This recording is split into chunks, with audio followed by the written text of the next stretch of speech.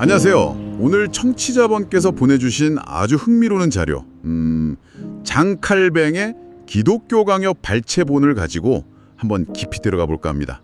이게 정말 대단한 책이죠? 네, 맞습니다. 기념비적인 저작이죠. 저희는 이 자료를 바탕으로 해서요, 기독교 신학에서 정말 중요한 질문 중 하나잖아요. 바로 구약이랑 신약, 성경의 관계, 여기에 대한 칼뱅의 생각을 좀 집중적으로 살펴보려고 해요. 청취자분의 궁금증도 좀 풀어드리고요. 좋은 주제입니다. 많은 분들이 궁금해하시는 부분이기도 하고요. 네, 그래서 이번 시간에 저희가 함께 좀 파악해보고 싶은 건 이거예요.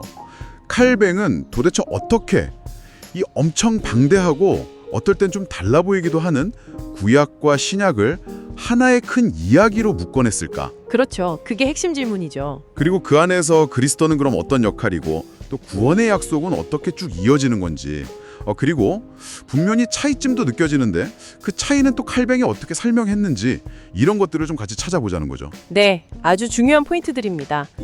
칼뱅의 설명을 따라가 보면 흥미로운 점들이 많을 겁니다. 어쩌면 정말 오래전 사람들, 그 치열했던 삶 속에서 우리가 생각지도 못했던 어떤 놀라운 연결점, 통찰, 이런 걸 얻을 수도 있을 것 같아요. 충분히 가능하죠. 자, 그럼 청취자분이 보내주신 이 자료 같이 한번 파헤쳐 볼까요? 네, 좋습니다. 우선 칼뱅 주장의 제일 핵심적인 부분부터 시작하는 게 좋겠죠. 많은 분들이 구약이랑 신약은 좀 다른 이야기 아닌가 이렇게 생각하기 쉬운데, 칼뱅은 딱 잘라서 아니다 라고 말하는 것 같아요. 그죠? 그리스도를 중심으로 보면 이게 다 하나로 이어진 이야기다, 이런 거죠. 맞습니다. 그게 칼뱅 논의의 딱 출발점이에요. 구약과 신약이 본질적으로 다른 두 개의 종교라거나 별개의 언약이 아니라는 거죠. 그리스도라는 이 중심축, 이걸 놓치면 안 된다는 거예요. 아, 중심축? 네. 칼뱅은 구약 시대에도 그리스도가 계시되었다. 그런데 신약 시대의 그 밝은 빛에 비하면 약간 좀 희미한 그림자 같았다, 이렇게 표현을 해요. 빛과 그림자요? 네. 예를 들면 말라기 선지자가 예언했던 공의로운 해라던가, 아니면 베드로전서에서 사도 베드로가 선지자들이 자기들 안에 계신 그리스도의 영으로 미리 증언했다, 이렇게 말한 부분들, 이런 걸 근거로 두는 거죠. 아, 빛이랑 그림자 비유가 확 와닿네요. 근데 칼뱅은 이걸 조금 더 신학적인 용어로 설명하지 않나요? 실체는 같고 경륜은 다르다? 이런 식으로요? 이게 정확히 무슨 뜻일까요?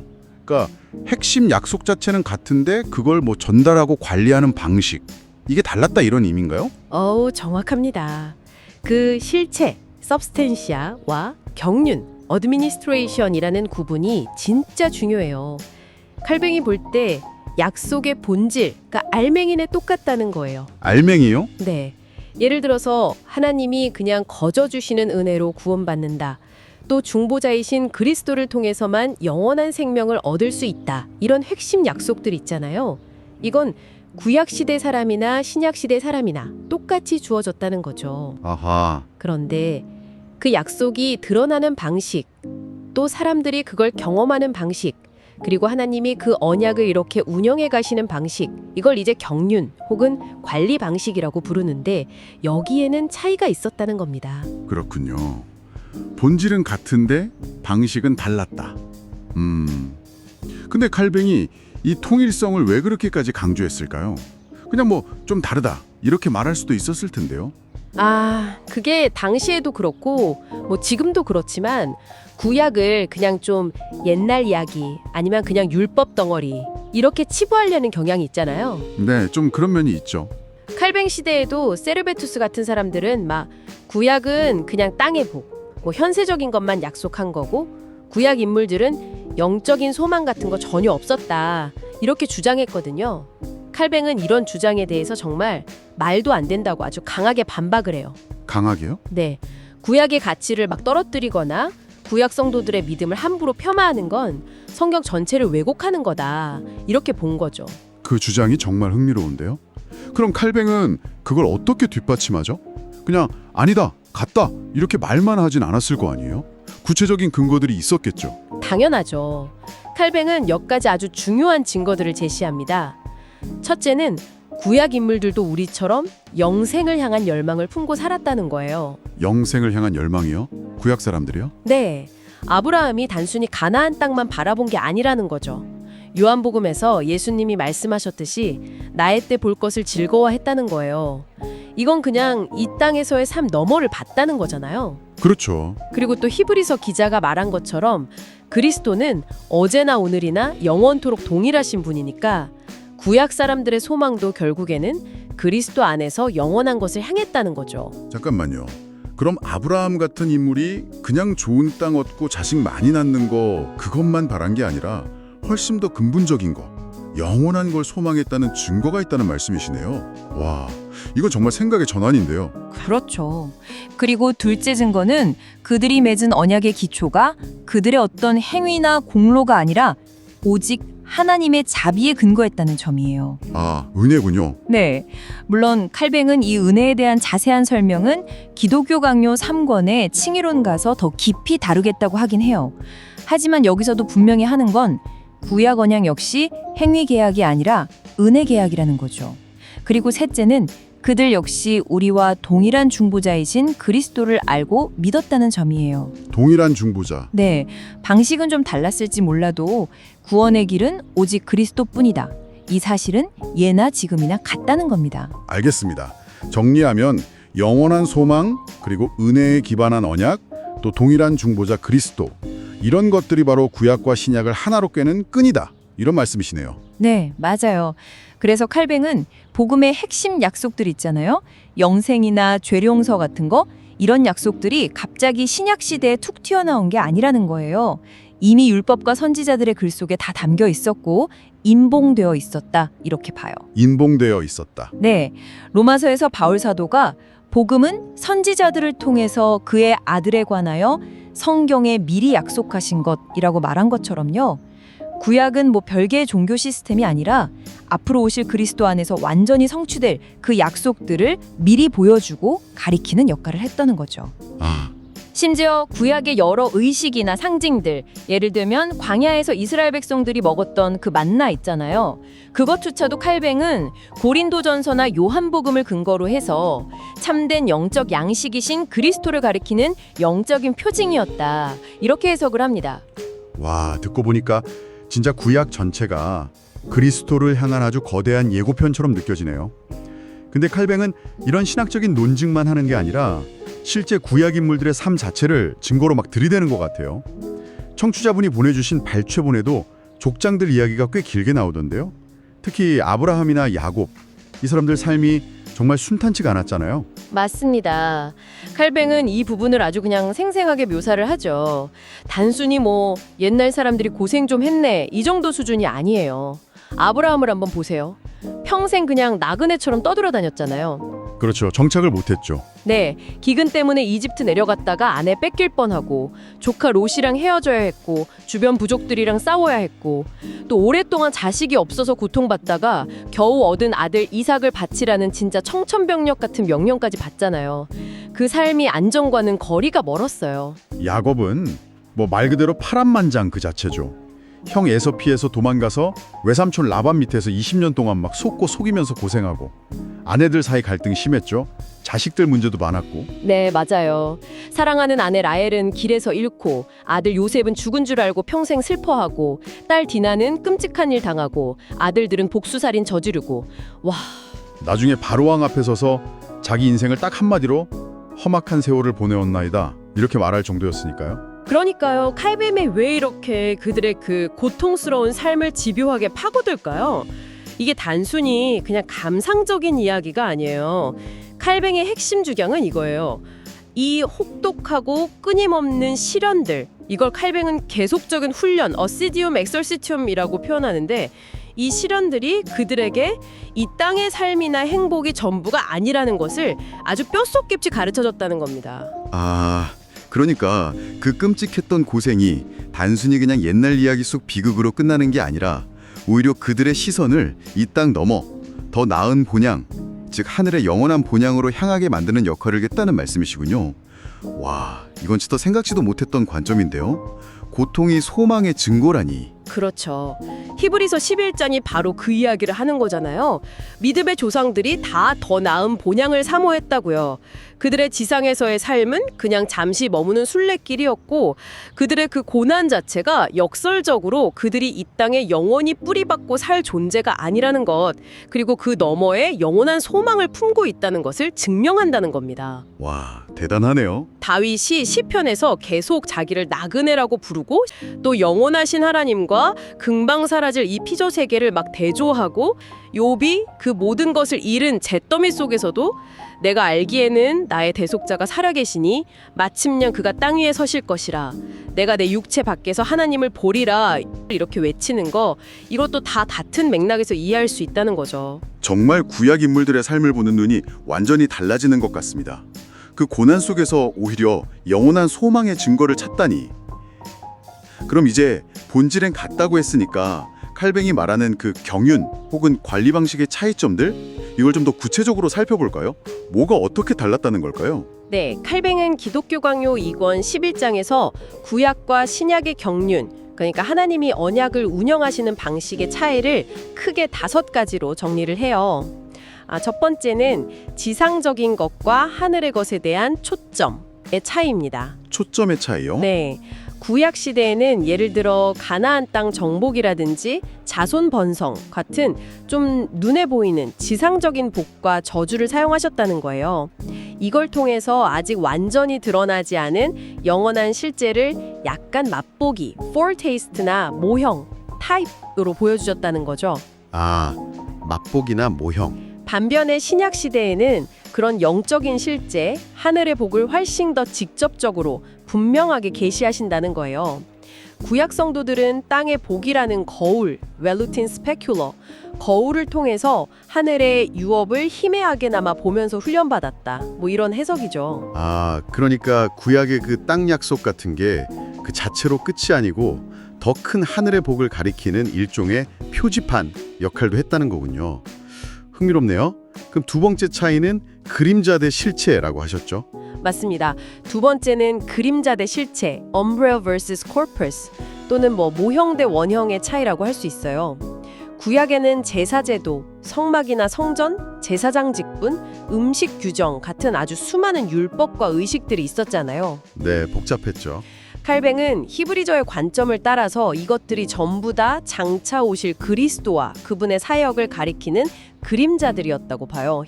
근데 신약 시대에는 그 모든 그림자들이 가리켰던 바로 그 실체, 즉 완성자이신 그리스도 그분 자체가 오셨기 때문에 더 이상 그런 그림자들이 필요 없게 되었다는 거죠. 아, 실체가 왔으니 그림자는 필요 없다. 네.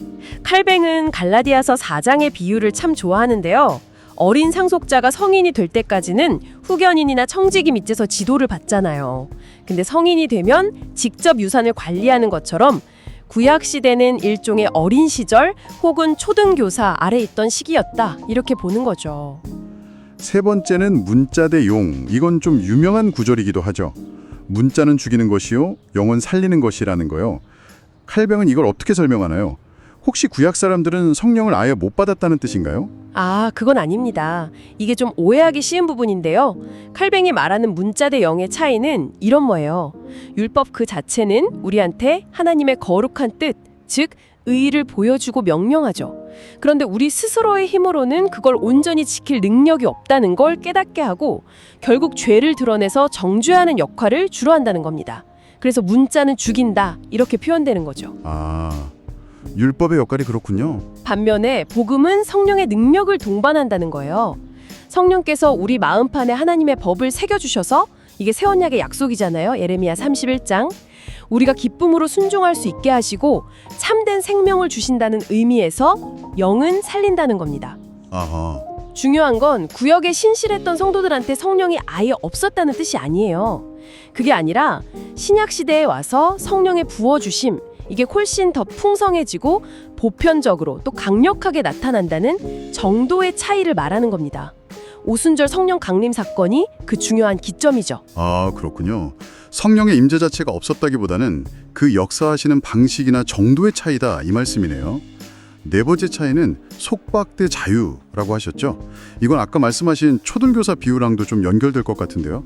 지켜야 할 의식들 때문에 사람들한테 일종의 좀 부담감, 두려움, 속박감 이런 걸 느끼게 하는 면이 있었다는 거예요. 그래서 바울 사도는 이걸 종의 영이라고 표현하기도 했죠. 종의 영? 네. 물론 그 율법 자체가 나쁜 건 아니지만 인간의 연약함 때문에 결과적으로 그렇게 작용했다는 거죠. 반면에 신약 시대에는 그리스도 안에서 우리가 하나님의 자녀가 되었기 때문에 이걸 양자의 영이라고 하죠. 더 이상 율법의 정죄 아래서 두려워하는 게 아니라 하나님을 아빠, 아버지라고 부르면서 담대하게 나아갈 수 있는 자유를 누리게 되었다는 겁니다. 칼뱅은 믿음이 있었던 구약 성도들조차도 이런 훈육적인 엄격함 아래 있었다고 지적해요. 갈라디아서 4장, 히브리서 12장 참조. 마지막 다섯 번째 차이는 칼뱅이 특별히 더 강조한 부분이라고 들었어요. 이스라엘 대 만민의 차이. 이건 정말 큰 변화인데요. 네, 칼뱅은 이 점을 아주 중요하게 생각합니다. 구약 시대의 언약은 기본적으로 아브라함의 후손인 이스라엘 민족에게 집중되어 있었잖아요. 물론 이방인이 구원받을 가능성이 전혀 없었던 건 아니지만 기본적으로는 이스라엘이라는 울타리 안에 있었죠. 사도 바울은 이걸 유대인이랑 이방인 사이에 중간에 막힌 담이 있었다 이렇게 표현했고요. 중간에 막힌 담. 그런데 신약 시대에 와서 그리스도께서 십자가로 그 담을 그냥 허물어 버리시고 유대인이든 이방인이든 차별 없이 모든 민족에게 구원의 문, 은혜의 문을 활짝 여셨다는 겁니다. 이게 얼마나 혁명적인 변화였는지는 심지어 예수님의 제자들조차 처음에는 이방인한테 복음 전하는 걸 막 망설이고 주저했던 모습, 사도행전 10장 11절 이야기를 보면 잘 알 수 있죠. 예수님 자신도 공생의 동안에는 주로 이스라엘 집에 잃어버린 양에게 집중하셨고요. 마태복음 10장 5에서 6, 15.24. 이 변화는 정말 엄청난 거였습니다. 와, 다섯 가지 차이점을 쭉 듣고 보니 정말 구약과 신약 사이에는 분명한 변화와 발전이 있었네요. 그럼 이 모든 걸 종합해보면 칼뱅의 큰 그림은 이런 거네요. 하나님은 동일한 구원의 계획을 가지고 계셨다. 이게 본질, 실체. 그런데 시대와 사람들의 수준에 맞춰서 점진적으로 다른 방식으로 이게 경륜, 관리 방식, 그 계획을 펼쳐 보이셨다. 네네. 마치 부모가 아이를 어릴 때랑 성인이 되었을 때 다르게 대하듯이요. 이걸 어려운 말로 신적 적응, 디바인 어커모데이션이라고도 하는 것 같고요. 중요한 건 핵심 메시지, 즉 그리스도를 통한 구원은 변함없이 쭉 이어져 왔다는 거겠네요. 정확하게 요약하셨습니다. 바로 그게 칼뱅의 기독교 강요에서 펼쳐 보이는 구약과 신약 관계의 핵심 틀이에요. 지상적인 복의 약속이라는 그림자를 통해서 하늘의 영원한 실체를 바라보게 하셨고, 죄를 깨닫게 하는 문자, 율법에서 순종할 힘을 주는 영, 성령으로, 또 율법의 엄격함 아래 있던 속박에서 그리스도 안의 자유로, 그리고 한 민족에게 주어졌던 언약이 모든 민족에게로 확장되는 이런 점진적이면서도 아주 일관성 있는 하나님의 구원 드라마라고 할 수 있겠습니다. 오늘 칼뱅의 눈을 통해서 구약과 신약을 다시 보니까 이게 단순히 그냥 옛날 이야기랑 새로운 이야기 모아놓은 게 아니라 정말 거대하고 통일된 하나의 이야기로 익히네요. 특히 구약 인물들의 그 고난이 오히려 그들의 영원한 소망을 보여주는 증거였다는 점, 그리고 구약의 모든 제도나 의식들이 결국 그리스도를 가리키는 그림자였다는 점이 아주 인상 깊었습니다. 네, 칼뱅이 제시하는 이 틀, 즉 실체는 하나, 경륜은 다르다는 이 관점을 이해하면 성경 전체를 훨씬 더 깊고 또 일관성 있게 이해하는데 정말 큰 도움이 됩니다. 겉으로 보기에 서로 막 모순되는 것처럼 보이거나 왜 하나님이 시대에 따라 다른 명령을 하시는 것처럼 보이는지, 이런 의문들을 해소할 수 있는 아주 중요한 열쇠가 될 수 있죠. 그렇죠. 구약과 신약이 딱 끊어준 두 이야기가 아니라 그리스도 안에서 점진적으로 완성되어가는 하나님의 위대한 구원 계획의 파노라마다, 이렇게 볼 수 있게 되는 겁니다. 자, 오늘 탐구를 마무리하면서 청취자 여러분께 마지막으로 생각해볼 질문을 하나 던져드리고 싶습니다. 칼뱅은 구약의 성도들이 단순히 그냥 땅의 복이나 율법 조항에만 매달린 게 아니라 그 의식과 상징들 너머에 있는 궁극적인 실체, 즉 그리스도를 믿음으로 바라보았다고 아주 힘주어 말했습니다. 네, 그랬죠. 그렇다면 오늘 우리가 구약 성경을 읽을 때 그 안에 담긴 이런 그림자들, 그러니까 그리스도를 미리 보여주는 이런 모형들을 인식하는 것이 우리의 읽기 경험에 어떤 영향을 줄까요? 구약의 이런 예표적인 성격을 아는 것이 구약 본문을 우리에게 더욱 풍성하고 의미 있게 만들까요? 아니면 오히려 에이 이제는 실체가 왔으니까 그림자는 덜 중요해 이렇게 생각하게 만들까요? 이 질문에 대해서 한번 깊이 생각해 보시면 어떨까 합니다. 좋은 질문이네요. 오늘 저희와 함께 이 깊은 이야기에 푹 빠져주셔서 정말 감사합니다. 네, 즐거운 시간이었습니다. 감사합니다.